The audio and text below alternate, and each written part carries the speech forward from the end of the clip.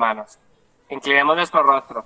Padre Santo, venimos aquí, Señor, muy agradecidos por este día que nos has dado, Señor, agradecidos por la porción de salud que nos das y también trayendo a ti a aquellos que están enfermos, especialmente nuestros hermanos en Cristo que están sufriendo de COVID, que seas tú con ellos.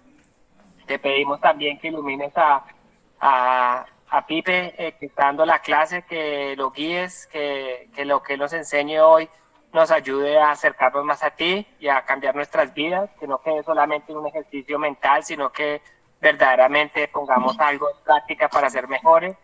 Te suplicamos también por este país, Señor, por los líderes, que tú des claridad en eso y que tu voluntad se haga en todas las situaciones, Señor. Te pedimos que nos renueve nuestro corazón y nuestra mente y nos perdones de nuestros pecados, Señor, y nos ayudes a ser fuertes para no pecar más, Señor. Te agradecemos todo esto en nombre de Cristo Jesús. Amén. Amén. Amén. Amén. Amén. Ahí me escuchan, ¿cierto? Amén. Sí, Bueno, Sí, entonces voy a poner la presentación. Cuéntenme si todos pueden ver la presentación ya. Sí, puedo. señor. Ok, sí se bueno. puede. Entonces vamos a Sí. continuar con nuestro estudio Apocalipsis, la tercera parte de nuestro estudio.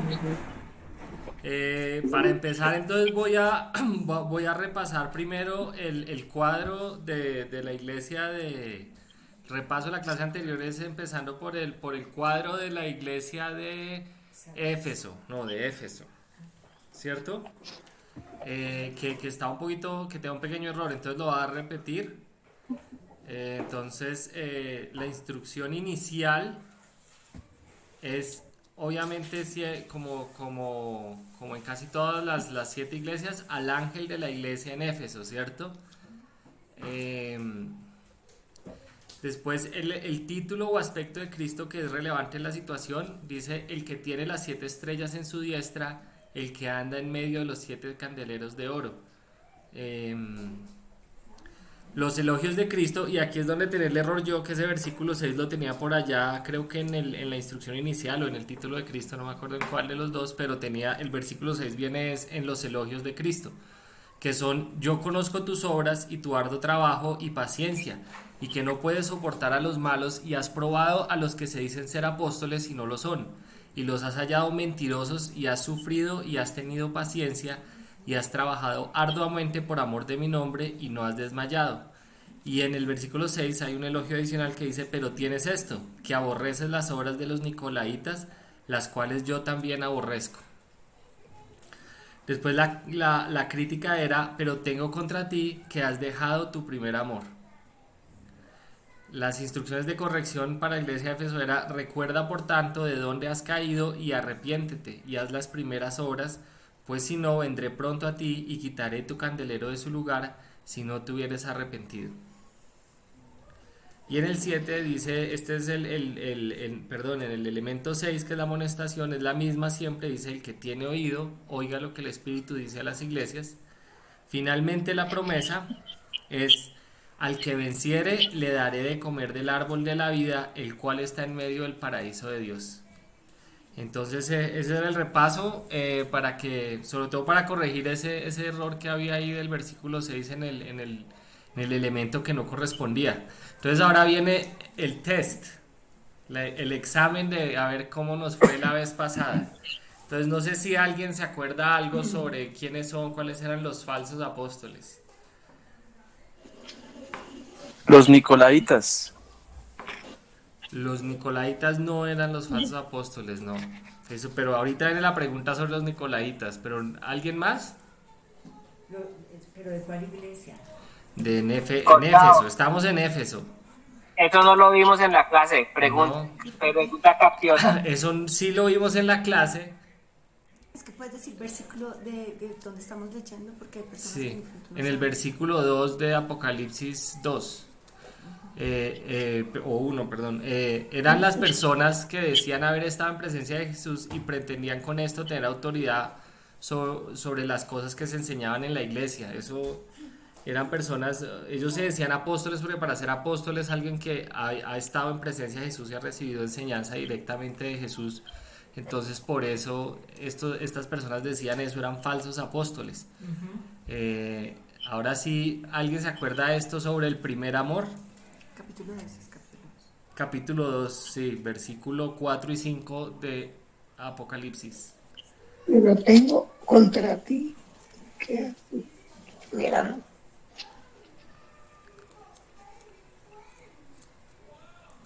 Primer amor, la iglesia, Jesús. El 4. Sí, pero Pero ¿qué es tengo eso? contra ti que has dejado tu primer amor. O sea, la fe con que llegaron a la iglesia, la fe en Cristo, el amor a Cristo, el amor a lo que Él nos manda. Eso era lo que habían olvidado. Esa es la respuesta. Las personas de la iglesia en Éfeso seguían siendo cristianos, pero lo hacían como de una manera por costumbre, pero ya no sentían el amor y ese gozo y agradecimiento que sentían inicialmente, ¿cierto?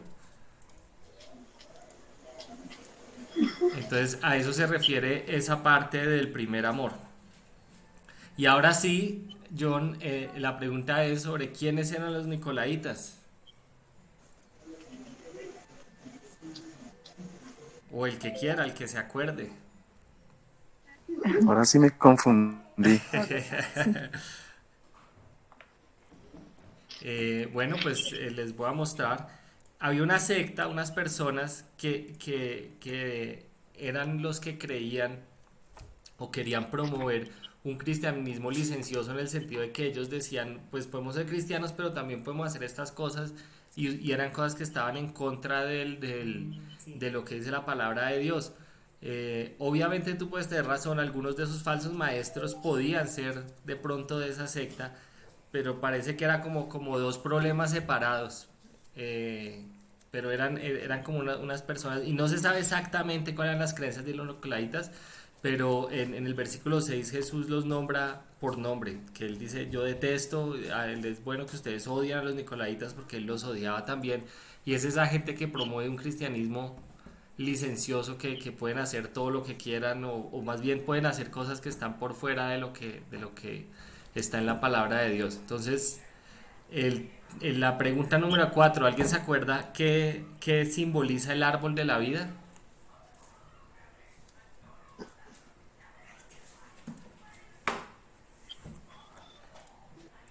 Pues de eternidad, ¿no? La vida eterna. Es correcto, el árbol de la vida se menciona inicialmente en Génesis 2, en el versículo 2, 22 y 25, y va a aparecer de nuevo en Apocalipsis 22, y es el árbol que representa la vida eterna, la recompensa que es el cielo, ¿cierto? Entonces creo que con eso ya terminamos el repaso. Ojalá les haya ayudado el repaso para que como que entremos en materia. Y vamos a empezar entonces con la iglesia, o vamos a continuar con la iglesia de Esmirna. Eh, la iglesia de Esmirna es la que está en Apocalipsis 2 del versículo 8 al 11. Y yo les voy a leer Apocalipsis 2, 8 al 11, el mensaje de Esmirna. Y escribe al ángel de la iglesia en Esmirna, el primero y el postrero, el que estuvo muerto y vivió, dice esto. Yo conozco tus obras. Perdón, un momento. Yo conozco tus obras y tu tribulación y tu pobreza, pero tú eres rico. Y la blasfemia de los que se dicen ser judíos y no lo son, sino sinagoga de Satanás.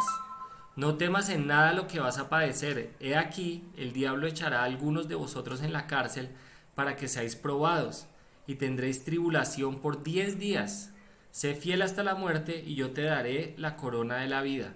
El que tiene oído, oiga lo que el Espíritu dice a las iglesias. El que venciere, no sufrirá daño de la segunda muerte.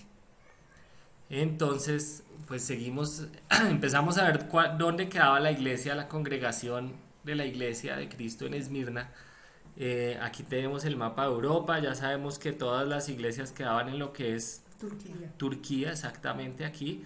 Y Esmirna queda en esta bahía. Si ustedes ven ahí una bahía y en la puntica de esa bahía, ahí quedaba esa ciudad.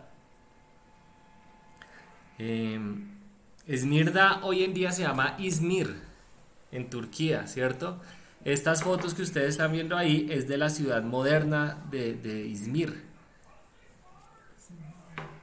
Si ustedes ven, todavía tiene la puntica esa del mar, todavía está ahí el puerto, ¿sí ven? Muy Eh, chévere. entonces ahora vamos a ver lo que queda de esa ciudad antigua. Este es el ágora, eso es como los cimientos, lo que queda del ágora. Ya parece que han recogido los pedacitos y los ¿Qué es organizaron el todos ágora? ahí. El ágora como un sitio de reunión. Ok. Estas son unas columnas que se mantienen aún de ese sitio. Un pórtico. Estos son sí, estos son unos arcos de la ciudad antigua que tenía como un bazar así como con techado. Entonces algunas cosas sobre esta ciudad en la época cuando Juan escribió Apocalipsis. Era una ciudad con un puerto importante, inclusive por las fotos modernamente aún se ve que es un puerto importante y es por esa ubicación que vimos que queda como al final de esa bahía, que hace que sea muy fácil pues que las naves entren ahí, ¿cierto? Y conectaba las caravanas con el mar, entonces era muy fácil que las caravanas que venían de Asia llegaran ahí, dejaran ahí su mercancía y las subieran en barcos y las repartieran por el Mediterráneo pues a lo que era el mundo antiguo. Y por esa misma razón, si ustedes se acuerdan, Éfeso era como lo mismo, ¿cierto? Era una ciudad donde llegaban las Con un puerto caravanas, muy con un importante puerto también. importante, básicamente competían, eran como o cumplían la misma función, aunque eran en esa época, eran de reyes diferentes, de países diferentes, entonces estaban básicamente en Pero eran competencia. romanas las dos. Sí, eran romanas, eran provincias romanas. Eh, en Esmirna tradicionalmente se considera que es donde nació el poeta Homero. Yo no sé si a ustedes les tocó leer la Ilíada y la Odisea. A mí me tocó leer las dos. Y el que escribió eso, aunque él realmente no era el compositor de eso, pero bueno, ese no es el punto del estudio, era Homero y él nació en En esa ciudad, en Esmirna. Esmirna. Sí. Pues creen, no es seguro, pero tradicionalmente se considera que ese es Yo el pensé que él lugar era griego. en la que bueno, pues era una isla cuando eso era parte de Grecia. Entonces ahora sí vamos a empezar a llenar el cuadro que estamos llenando para todas las iglesias y vamos a llenarlo para Esmirna. Entonces si alguien me dice dónde está la instrucción inicial a Juan. En el versículo 8, hermano. Exactamente, el versículo 8 Escribe el dice, ángel de Dios. y escribe al ángel de la iglesia de Esmirna, ¿cierto? Seguimos entonces con el siguiente. ¿Cuál es el título o aspecto de Cristo que es relevante a esta iglesia, en la situación de que estaba esta iglesia? El mismo versículo 8. Mismo versículo 8, correcto. Primero y postrero. Que dice así, el primero y el postrero, el que estuvo muerto y vivió. Entonces, obviamente, ¿quién fue el primero y el postrero y quién estuvo muerto y vivió? O sea, la segunda parte va a ser, ok, ya. Cristo. Cristo, exacto. Eso, siempre él se identifica con un aspecto, pero aquí él está mostrando primero su aspecto de eternidad por un lado y también su aspecto de que él fue hombre y murió y resucitó para nosotros, ¿cierto? En esa sola frase él muestra todas esas cosas que él es. Ay, perdón, me salté la pregunta, pero bueno, los elogios de Cristo están en el versículo 9, que dice, yo conozco tus obras y tu tribulación y tu pobreza, pero tú eres rico. Y la blasfemia de los que se dicen ser judíos y no lo son, sino que son sinagoga de Satanás. Entonces, esto lo que nos dice a nosotros es que era una iglesia que en esa congregación la mayoría de las personas no tenían muchos recursos económicos, ¿cierto? Y además también vemos que era una iglesia que parte de las personas de la congregación, algunos habían sido judíos en el pasado, ¿cierto? Pero Jesús lo que está diciendo es, esos que se dicen ser judíos ni siquiera son judíos, sino que son una sinagoga de Satanás. Después vamos a ver por qué Jesús les dice esto. Entonces ahora sí, ¿cuál es la crítica que tienen Cristo sobre esta iglesia? Esa misma, la nueve. Pero, El mismo verso 9. pero El mismo donde verso dice- 9 es una Pero parte, donde sí. dice, Y el otro dice, donde dice que nada más. donde dice ser rico, pero... donde está lo de los judíos. Pues aparte de Pero los tú no eres judíos rico, no hay ¿no? otra crítica. No La eres única que crítica dicen ser sería judíos. O sea, la única, creo que ahí me equivoqué yo en Poder sin Crítica porque realmente él dice que hay unos que son judíos y no lo son, sino que son una sinagoga de Satanás. Satanás. Eso sería una de las críticas, ¿cierto? Entonces aquí yo No, lo... pero no dice que son los que lo calumnian, es una crítica para alguien más, no para la iglesia, me da la impresión a mí. también tiene razón porque eran Pero dice judíos no hay que de pronto crítica. estaban por fuera de la iglesia, ¿cierto? Sí, Entonces no creo que de pronto es una era iglesia una... que no tiene crítica. Voy a revisar aquí a Sí, ver sin si es... crítica. Es sin crítica hasta donde yo sé y lo que he Sí, estudiado. sí, tienen toda la razón. Ese es el punto 4, ¿cierto? Sí, esa no tiene crítica, entonces es correcto. Los judíos eran judíos que estaban por fuera de la iglesia. Lo que está diciendo es básicamente, yo sé que ustedes están sufriendo una persecución por parte de esos judíos. Entonces, ¿cuál es la instrucción que él les da para que corrijan? Pues dado que no tienen ninguna crítica, No hay que decir la nada. instrucción es lo que les dice es que continúen, ¿cierto? En el versículo 10. Sí, pero les da fuerzas porque les dice que Exacto. va a ser duro y que van a ser probados. Exactamente. Es Les dice. más que corrección, es estímulo. Es un estímulo, exacto. Entonces dice, no temas en nada lo que vas a padecer.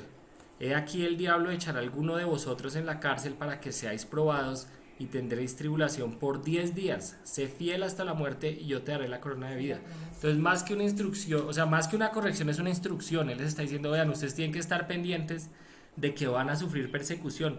Que como todos estudiamos antes en las clases anteriores, sabemos que ellos estaban sufriendo, habían sufrido una persecución por un emperador romano y venía una segunda persecución que era la de Trajano, que iba a afectar a todas estas iglesias. Entonces él por eso les dice, ustedes son una buena iglesia, pero tienen que mantenerse, van a venir momentos difíciles, tienen que seguir como van. Eso es lo que él les está diciendo.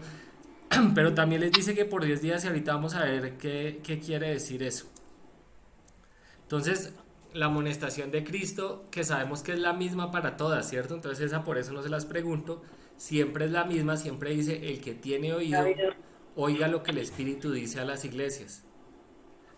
Y la final es, ¿cuál es la promesa de Cristo para esta iglesia? El que venciere no sufrirá daño.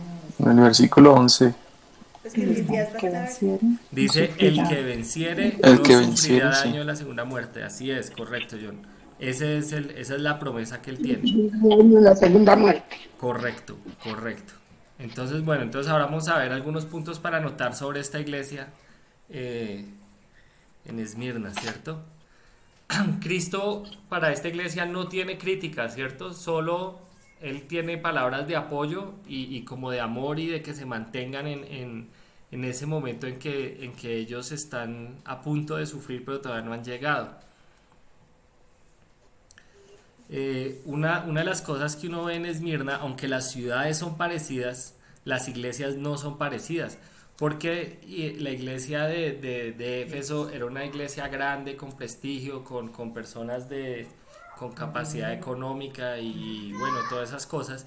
Y la iglesia de Esmirna no era así, era una iglesia pobre, sin la cantidad de personas, no tenía el prestigio de esa iglesia. Sin embargo, Cristo le dice a esa iglesia, ustedes son ricos. Es porque era una iglesia que se mantenía, ¿cierto? Eran pobres para los ojos del mundo, No habían pero ellos dejado el eran primer ricos amor. en los ojos de Dios. No habían dejado el primer amor. No habían dejado su primer amor como la iglesia de Éfeso, ¿cierto?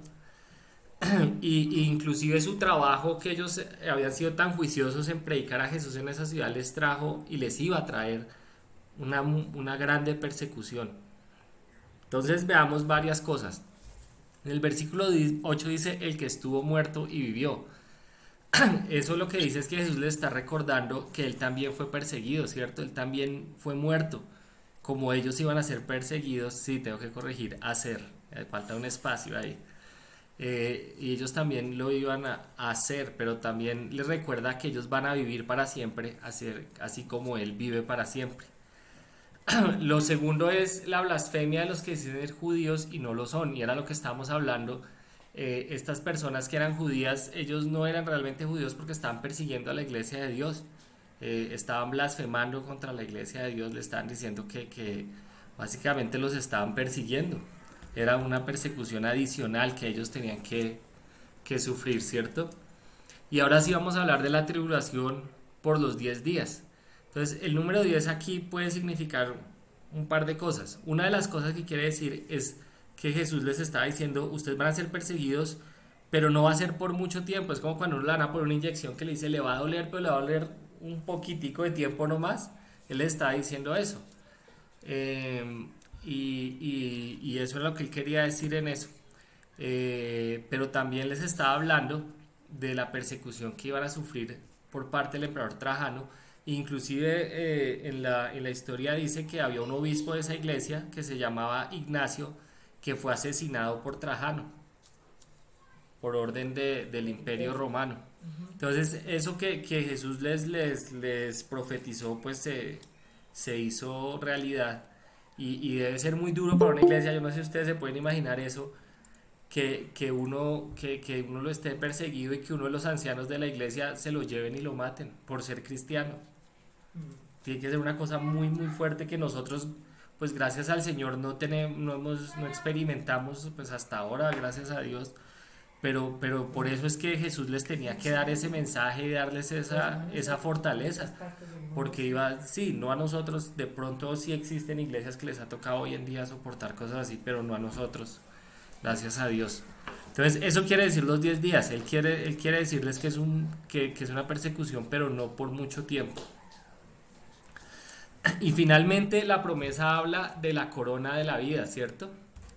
Si ustedes se acuerdan, en Éfeso él les promete el árbol de la vida, y a Esmirno le promete la corona de vida y la promesa de que no sufrirá la segunda muerte.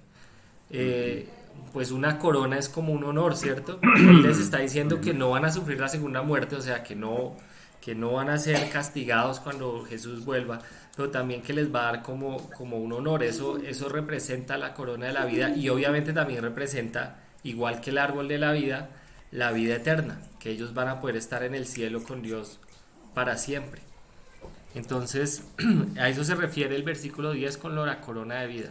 O sea que es lo mismo la corona de la vida y lo que... Y lo que vamos a ver es que obviamente hay muchas cosas que se parecen, pero esta iglesia, aunque vamos a volver un poquito, aunque pasamos muy rápido, es muy importante notar que aunque era la iglesia más pobre, era una iglesia pequeña, Jesús no tiene cosas malas contra esa iglesia. Lo único que les dice es que ustedes tienen que aguantar, tienen que soportar.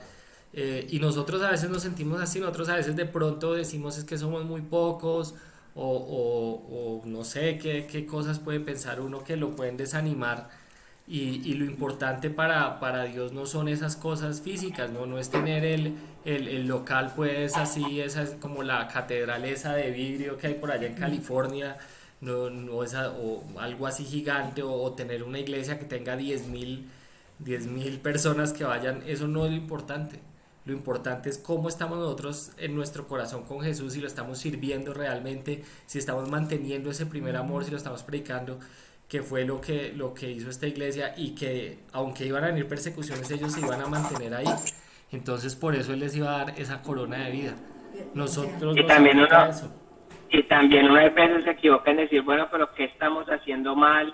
Que vea que no hay números, y hay veces uno tiende a decir, ¿sabe qué? Es que no se puede predicar de esto, que la gente no, o sea, no quiere, si usted quiere complacer al mundo, deja de complacer a Dios. Hay veces, siendo que lo que Dios dice es bien, hay veces le va a tocar a usted maluco para complacerme a mí, pero pues hágale con moral. Y es importante recordar eso, porque no hay veces quiere como conformarse al mundo y comprometerse. Correcto, entonces eso lo que quiere decir es no nos podemos desanimar por cosas materiales, el número de personas, el local, que de pronto no cantamos tan bonito como quisiéramos. Esas cosas físicas no son lo que ve Dios. Por eso Dios a esta iglesia que era pequeña, que aparentemente de todas estas iglesias era la menor, para Él era la única iglesia que le dice, ustedes son ricos.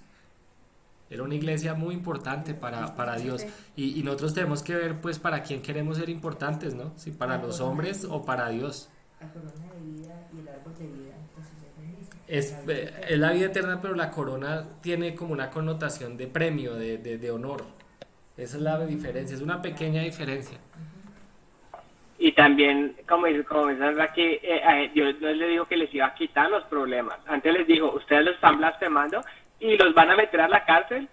pero tranquilos, o sea, uno esperaría que la respuesta fuera como son fieles, no los van a perseguir más, van a poder estar tranquilos, y lo que les Sí, dice es aguante porque se les vienen cosas peores. sí, sí, sí. Aunque está la cosa de los 10 días, ¿no? Les dice, tienen que Porque aguantar no un es tanto. poquito. Ujú. Tienen que aguantar un Sí, poquito, pero aguanten. pues Pero un sí, poquito usted de les dice de tiempo verdad. podría ser hasta que ¿sí me entiende? Pero un Hasta un poquito poco tiempo para podían los ser 10 tiempos. años, ¿no? Y 10 años es muy No, duro no le una dijo que no era persecución. eterno, que no iba a ser Lo que le para está diciendo es que no iba a ser para siempre, es correcto. Para siempre, exactamente, que tenía fin. Rafael, ¿Sí?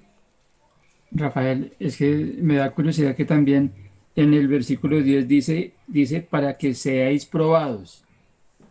O sea, es como una prueba para ver si alguien no pasa la prueba. A ver, devolvámonos un poco aquí a este Es en versículo. en el 10 Antes de los 10 días, sí, dice, dice dice, que va a para que echar a seáis algunos en la probados. cárcel. No temas para que en seáis nada lo que probados. vas a padecer. Aquí el diablo echará a algunos de vosotros en la Sí, cárcel. pero ese probado no es el probado como de...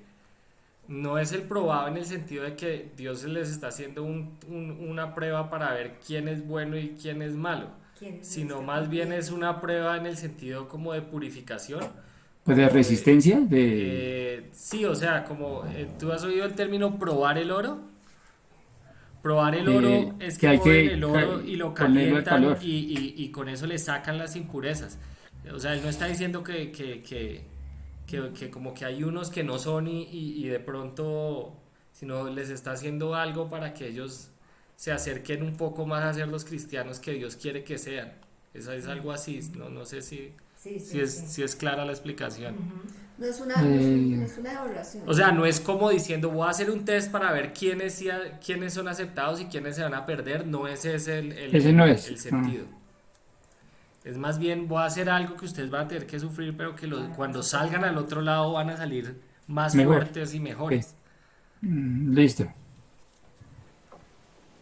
Pero Entonces, también dice que la prueba, ahí dicen, te advierto que algunos de ustedes el diablo los meterá en la cárcel para ponerlos a prueba. ¿Será una cosa del diablo? sí, o sea, ¿Cómo obviamente es también? el diablo el que, a ver, me devuelvo aquí otra vez, qué pena tener que mostrar todo esto. Obviamente la prueba dice que es por el diablo, y eso lo vamos a ver ahorita más adelante, que se menciona en varias iglesias como esa influencia que tiene el diablo en perseguir a los cristianos, ¿cierto? Ujú, para hacerlos caer. Sí, Exacto, como por ejemplo para los judíos tratar. podrían estar actuando como esa maldad, ¿no? Los puede judíos ser, o que nos sea, blasfemaban. claro, y también a través del imperio, ¿no? Que eran realmente los que ordenaban persigan a estos. El imperio ordenaba persigan a los cristianos y probablemente esos judíos eran los que decían, ah, vea, si sabe tal, fulano de tal, ese era cristiano. Probablemente era así, no estoy seguro, pero pues es como una... podría ser, Deducción. es algo que podría ser. Y la Biblia también nos advierte a nosotros, ¿no? Que hay cosas espirituales, guerras espirituales y Exacto, y que van a eso, pasar cosas y que nosotros tenemos que estar preparados para defendernos exacto, y con eso es clave lo que está diciendo Sandra ahí, es que esto no es una cosa que, como habíamos hablado, eso no es que solo aplique a la A la iglesia iglesia de de Esmirna. allá de Esmirna, eso nos aplica a nosotros hoy en día. Yo estoy seguro que hoy en día pasa lo mismo, a nosotros nos ha pasado que de pronto hay sitios donde la gente comienza a decir, no, pero es que es mejor que ustedes de pronto no se reúnan aquí por esta razón o lo que sea, es como una persecución y eso viene del diablo que no quiere que la gente se salve, eso sí, eso no es una cosa que solo ocurriera en esa época, sino que ocurre ahora, pero no es una, y aunque es una guerra espiritual como dijo Sandra, en ese caso y en el caso moderno, si ustedes se fijan, eso ocurrió a través del Imperio Romano, a través de esos judíos, a través de cosas que estaban ahí, que estaban ocurriendo realmente. No era una cosa como Que llegó alguien. sí, sobrenatural o que se apareció, no era eso, pero sí es una influencia que tiene el demonio para generar Era esos algo cotidiano. conflictos. Y hoy en día también pasa, Y llega hoy- una persona a querer hacer mal a esa iglesia y a hablar y a decir Sí, que eso está puede mal esto, pasar, que está lo exacto, otro, y hay que mantenerse Hijo, firme. Sí, papá. hijo, en la China, según me dice Tojas, también ahora mismo hay una persecución terrible contra los cristianos, Sí, pues no porque sé como ellos si tienen allá sus propios dioses, Natizaide está ahí, ella de pronto nos puede decir si, qué tan acertado pues es eso, también ya que estuvo qué allá. tal asistía ella y que Nada, Nati. Nati. Si no puede, yo sigo entonces. No puede porque la persiguen donde diga algo. Y la otra cosa, Pipe, a Sí. mencionar eso es que el inverso de eso también hay que tener cuidado, ¿no? Que si uno está en una iglesia donde uno le sobran los recursos y está en tremendo edificio y son 500 miembros y la canción es Si ya hermosa, estamos bien. tampoco decir, uy, ya la hicimos y Dios debe estar recontento, no necesariamente, ¿no? No necesariamente. Hay que examinarse constantemente. No necesariamente, hay que examinarse internamente en el corazón y si nosotros realmente estamos haciendo las cosas con el corazón, sinceramente, no por tener un aspecto físico externo nada más, eso es cierto. Bueno, entonces si quieren continuamos con la siguiente, que es el mensaje a Pérgamo. Está en Apocalipsis 2, del 12 al 17. Se los voy a leer, dice así, el mensaje a Pérgamo. Apocalipsis 2, 12 al 17. Y escribe al ángel de la iglesia en Pérgamo. El que tiene la espada aguda de 2 filos dice esto: yo conozco tus obras y dónde moras, donde está el trono de Satanás, pero retienes mi nombre y no has negado mi fe ni aún en los días en que Antipas, mi testigo fiel, fue muerto entre vosotros, donde mora Satanás. Pero tengo unas pocas cosas contra ti, que tienes ahí a los que retienen la doctrina de Balaam, que enseñaba a Balac a poner tropiezo ante los hijos de Israel, a comer de cosas sacrificadas a los ídolos y a cometer fornicación. Y también tienes a los que retienen la doctrina de los nicolaitas, la que yo aborrezco. Por tanto, arrepiéntete, pues si no vendré a ti pronto y pelearé contra ellos con la espada de mi boca. El que tiene oído, oiga lo que el Espíritu dice a las iglesias. Al que venciere, daré a comer del maná escondido y le daré una piedrecita blanca, y en la piedrecita escrito un nombre nuevo, el cual ninguno conoce sino aquel que lo recibe. Entonces, pues como siempre vamos a empezar por ver dónde era, cómo es esa ciudad de Pérgamo. Como has dicho, queda en Turquía, todas estas iglesias. Esta queda en una ciudad que hoy en día se llama Bergama. Ahí hay una foto, a mí esa foto me pareció a Bogotá, yo no sé si a ustedes se les parece también a Bogotá. ¿Cierto que sí? Un poquito, tiene algo que se, de pronto por las montañas y los edificios rojos. Aquí está el mapa. Si ustedes ven Pérgamo no es costera, ¿sí ven? Es una ciudad más como como adentro entre las montañas, exactamente. Esta es la Acrópolis de Pérgamo. Todavía está ahí estas ruinas. Se parece como a lo de Éfeso esta. Sí, todas en ese momento la influencia griega era muy griega y romana era muy fuerte ahí. Esas son las columnas que Dorias, ¿cuáles son esas, Linda? ¿No te acuerdas? No. Qué mal arquitecta. Aquí estaba el anfiteatro, que probablemente, así como vimos en la otra iglesia, que sí hay un récord de que en Éfeso Pablo fue a predicar en esa ciudad, en el anfiteatro. Por las costumbres de esa época es muy probable que algo parecido haya ocurrido en Pérgamo, aunque no sabemos, yo estoy ahí especulando, eso no se sabe.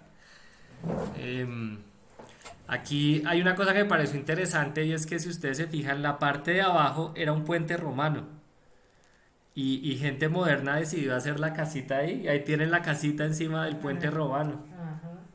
Y esta foto también se me parece a mí un poquito a Bogotá, esta casa así con la pirámide invertida y eso, con la arquitectura de aquí de Bogotá. Muy cachaca, muy cachaca. Muy rola, sí, y hasta la basura allá debajo del río y todo.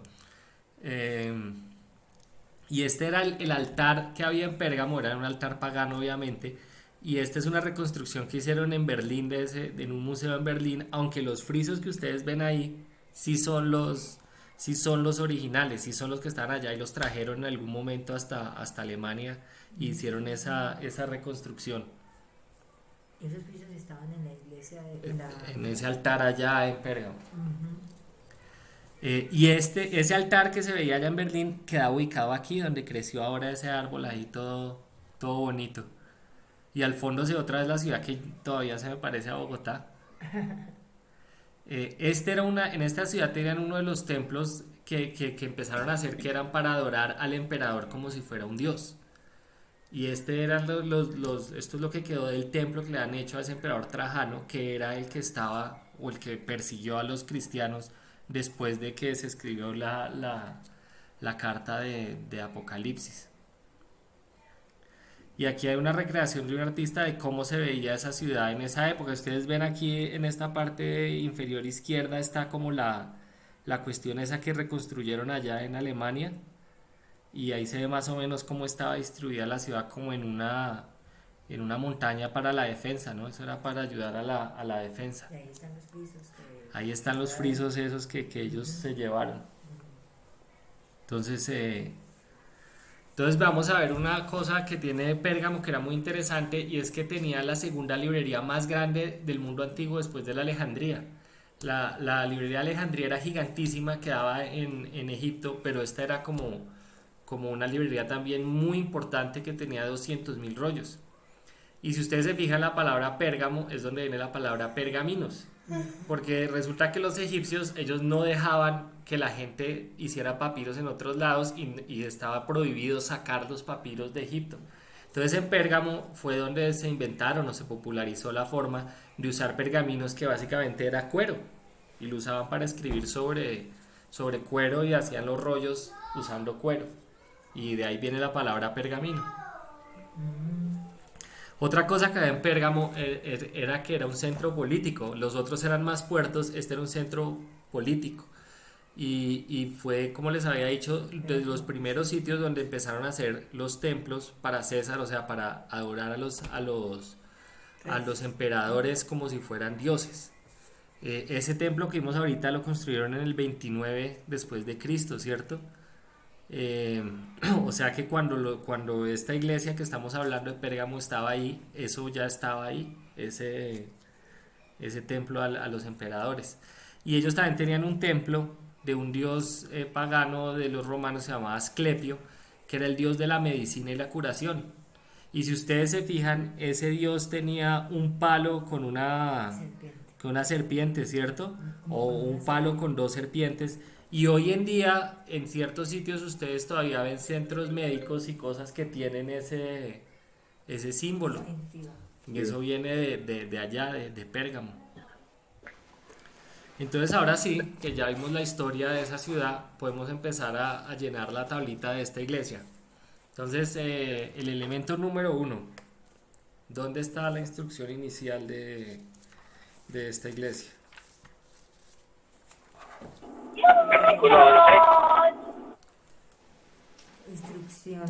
La instrucción está en el versículo 12, que dice: y escribe al ángel de la iglesia en Pérgamo. ¿Cierto? Sí. ¿Alguien me puede decir cuál es el título o aspecto de Cristo que es relevante en la situación? El segundo pedazo del 12. El segundo pedazo. El que tiene la espada aguda de 2 filos dice esto. El que tiene la espada aguda de 2 filos, exactamente. Ahora vamos a ver qué elogios tenía Cristo para esta iglesia. La del 9. En el 9. En el 13 lo tengo yo. 13. 13, sí, es 13. Sí, correcto. No, perdón, que es que yo... Estabas en la iglesia que no era. Sí. Entonces dice: yo conozco tus obras y dónde moras, donde está el trono de Satanás, pero retienes mi nombre y no has negado mi fe, ni aun en los días en que Antipas, mi testigo fiel, fue muerto entre vosotros, donde mora Satanás. Entonces vamos a ver cuál es la crítica que tiene Cristo para esta iglesia. El 14. Versículo 14. El 14 y el 15 que dice... Y el 15. Correcto. Dice: pero tengo unas pocas cosas contra ti, que tienes ahí a los que retienen la doctrina de Balaam, que enseña a Balac a poner tropiezo ante los hijos de Israel, a comer de cosas sacrificadas a los ídolos y a cometer fornicación.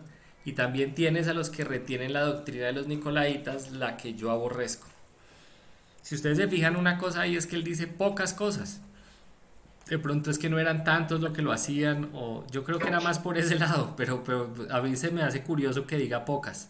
Pero bueno, sigamos con el aspecto número 5. ¿Cuál es la instrucción? En el verso 16. Verso Por 16, tanto, es correcto. Por tanto, arrepiéntete, pues si no, vendré a ti pronto y pelearé contra ellos con la espada de mi boca. La amonestación, que es la misma para todos, la voy a poner, está en el versículo 17, que dice: el que tiene oído, oiga lo que el Espíritu dice a las iglesias. Y finalmente, ¿qué promesa le tiene Cristo a esta iglesia? La piedrita. Al que venciere le daré de comer la piedrecita blanca. El nombre de cada uno. Correcto. Sino aquel que lo recibe. Correcto. Bueno, excelente. Espero que todos estén llenando sus tablas muy juiciosos para que la presenten al final de las clases. La estamos llenando. Deberían mandarnos la primera que ya está llena para tenerlas todas. Yo voy a hacer una grande y la lleno, pero sí, yo se las envío, la completa. Entonces, bueno, vamos a unas cosas para anotar de esta iglesia. Esta iglesia fue fiel y tenía, inclusive en ese momento ya tenía mártires, tenía gente que había muerto por Cristo, y Antipas, según la tradición, digamos, fue el primer mártir en Asia, ¿cierto? Y lo que dice la tradición, eso no es seguro, no lo dice en la Biblia, yo lo estoy contando como dato curioso, dice que a él lo cocinaron en una olla de bronce, vivo. Pero ¿Eso dónde lo viste? lo investigué. Ah. Pero como les digo, eso no es que sea, eso no está en la Biblia ni es seguro, pero pues es la tradición, es lo que dicen que fue lo que pasó. Pero esa iglesia tenía el problema que toleraba los falsos maestros, como ya hemos visto al principio. Es el mismo concepto de los falsos maestros de la iglesia de Éfeso, ¿cierto? Y también te da el problema de los nicolaitas. Estos falsos maestros enseñaban a los cristianos que podían participar en esas inmoralidades paganas. Como hemos notado, ellos hacían varias cosas, tenían culto al emperador, culto a dioses paganos, tenían también ¿cómo se dice eso? Como cultos sexuales, de alguna manera decirlo, y había gente que les enseñaban a ellos: no, ustedes pueden participar de eso, no hay problema. Y una de las cosas que Cristo le está diciendo es: ustedes no pueden participar en esas cosas del mundo. Qué pena, ahora sí, sigamos. Entonces en el versículo 13 habla de dónde está el trono de Satanás, ¿cierto? Como habíamos hablado, Pérgamo fue la ciudad donde empezaron a hacer eso de hacer un culto al emperador, y de ahí se esparció por todas esas ciudades alrededor y por toda esa área, por todo el imperio romano, ¿cierto? Y a los cristianos que se negaban a poner incienso en ese templo, los mataban. Y también había templos, como hemos visto, a Zeus, a Asclepio, y había maestros de los nicolaitas. O sea, esa tendencia, ese tipo de enseñanzas también habían llegado allá, ¿cierto? Después el versículo 14 habla de la doctrina de Balaam, ¿cierto? Y si nosotros nos devolvemos, ahí tengo donde dice en Números 25, ahí se habla de cómo Israel comete inmoralidad sexual con las mujeres moabitas, y en Números 31:16 dice que esto se hizo según lo que Balaam había aconsejado al pueblo de Israel, ¿cierto? Y estaba ocurriendo lo mismo, los cristianos de esa congregación estaban siendo aconsejados a participar en esos cultos que tenían los paganos. Entonces, por eso en el versículo 14 se habla de la doctrina de Balaam. Finalmente, aquí en el versículo 16 Jesús dice el maná escondido, ¿cierto? En Juan 6 dice esto. Dice: vuestros padres comieron el maná del desierto y murieron. Este es el pan que desciende del cielo, para que el que él come no muera. Yo soy el pan vivo que descendió del cielo. Si alguno comiere este pan, vivirá para siempre, y el pan que yo daré es mi carne, la cual yo daré por la vida del mundo. Esto lo dijo ahí Jesucristo mismo, ¿cierto? Entonces, cuando Él les está dando el maná escondido, se está refiriendo a eso, se está refiriendo a que Él les va a dar la salvación que Él compró con su sacrificio en la cruz. A eso se refiere esa parte del maná escondido. Qué lindo. Entonces, qué lindo todo. Hay otra parte ahí que es como extraña para nosotros, y dice: yo les voy a dar una piedrecita blanca, ¿cierto? ¿Qué quiere decir una piedrecita blanca? Pues resulta que en la antigüedad, en esa época y en esa cultura específica, esas piedras de colores se utilizaban de dos formas y ambas formas aplican. La primera era que cuando había un juicio, para decir si esa persona era inocente o culpable, les daban piedras de colores y la piedra blanca representaba el que era inocente. Entonces él les está diciendo, yo los voy a declarar a ustedes, nosotros en el juicio frente a Dios vamos a ser declarados inocentes porque la sangre de Cristo nos ha lavado de nuestros pecados, ¿cierto? Eso es uno de los significados de esa piedra. Y el segundo significado que usaban, el segundo era una piedra que se utilizaba para invitar a alguien a un banquete, entonces, o a una fiesta, por decirlo de alguna manera. Lo que hoy en día hacen que cuando alguien se va a casar y va a hacer una fiesta de matrimonio, envía una tarjeta, ¿sí o no? Y le dan a usted esa tarjeta, usted con la tarjeta llega allá. Pues en esa época lo que le daban era una piedrita de algún color específico, entonces todo el que te da la piedra del color que era, podía entrar. Entonces también le está diciendo, les voy a dar una entrada al cielo, les voy a dar la invitación para que ustedes puedan ir al cielo, ¿cierto? Entonces hay un par de cosas más. ¿Alguien quiere una pregunta? ¿O un comentario? Yo, Rafael, Sí, cuéntame. no, que respecto a lo que estaba hablando de la piedrecita, que, o sea, es como ese mensaje era para esa iglesia en Pérgamo, Ujú. cuando el escritor utiliza esas palabras, es pues para que ellos entiendan, o sea, Claro. ellos entienden allá eso. Y si fuera un mensaje para nosotros en Colombia, obviamente no hablarían de piedrecitas, sino de tarjetas u otras cosas. Exacto. Es Exacto. solo O eso. un email Sí. sería hoy en día, pero el punto Eso, es, sí, sí, el sí, punto es que eso nos sigue aplicando, tanto a esa sí, iglesia como claro, a nosotros nos sigue aplicando que nosotros sí, claro. tenemos esa oportunidad de ser tomados como inocentes frente a Dios y también tenemos esa invitación al cielo. Sí, es que Entonces, Rafael lo decía porque, pues cuando uno interpreta o quiere interpretar la Biblia, los textos, pues tiene que meterse en ese contexto de qué quería decir el autor al que recibía. Entonces, eso es lo que pues pienso que hace parte de verdaderamente estudiar los textos. sí, claro, y por eso Sí, estamos haciendo estos estudios precisamente para sí. poder entender un poquito mejor. El nombre nuevo, ese es lo que también me está preguntando aquí mi mamá, ¿cierto? Eh, Con los nuevos nombres que les van a dar. sí, el nombre nuevo, yo de pronto ahí sí, si alguien me quiere ayudar, yo lo que tengo entendido es que eso representa como la vida nueva, como que son nuevas personas los Un que, nuevo los que van nombre, al no cielo. en el que tenemos acá, sino el que Sí, Dios exacto, eso refiere, pero de eso sí no estoy muy seguro. Si alguien tiene Y alguna información más es como detallada, cuando Dios conoció a Abraham y le cambió el nombre porque hizo exacto, un pacto con para, él, o a exacto, Isaac.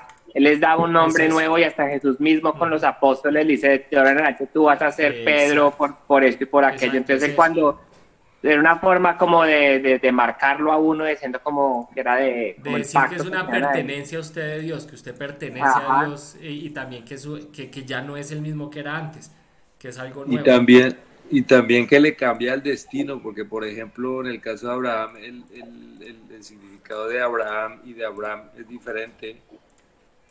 Y, y por ejemplo Isaac, Jacob y Israel, ¿cierto? Igual, Ismael Hmm. también.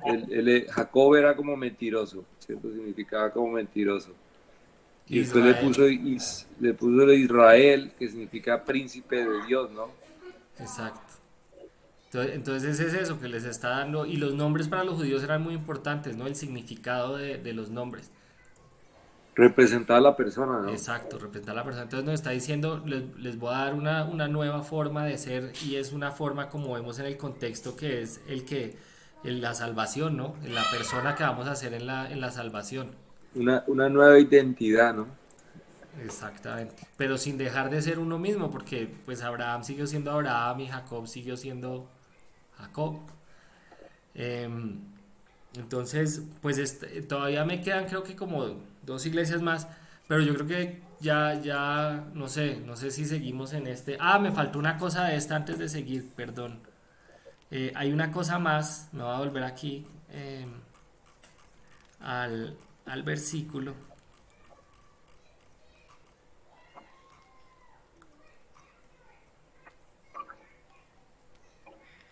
Este también es algo que dice, pelearé contra ellos con la espada de mi boca. Si se acuerdan de lo que habíamos visto al principio de Apocalipsis, ¿alguien se acuerda lo que quiere decir la espada de mi boca? ¿Se acuerdan que cuando Juan lo vio a él, la lengua de él era una espada de doble filo? La palabra de Dios. Es la palabra de Dios.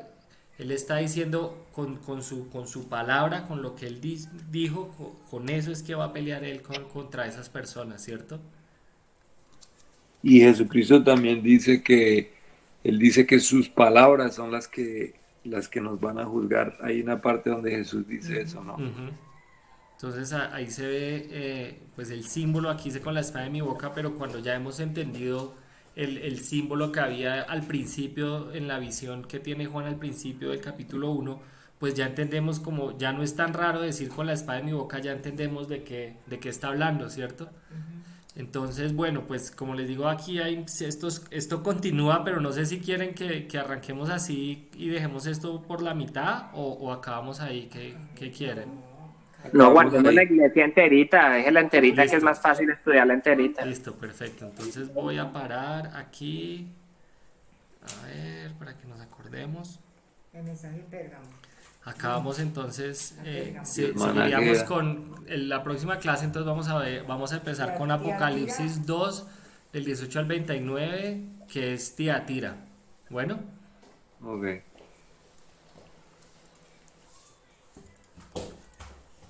Bueno, entonces pues todavía nos falta bastante. Sí, nos falta bastante, pero pues me parece que es un estudio muy interesante. Sí, muy bueno. ¿Vamos 3?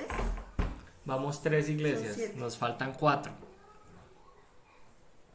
Papa, está sin micrófono.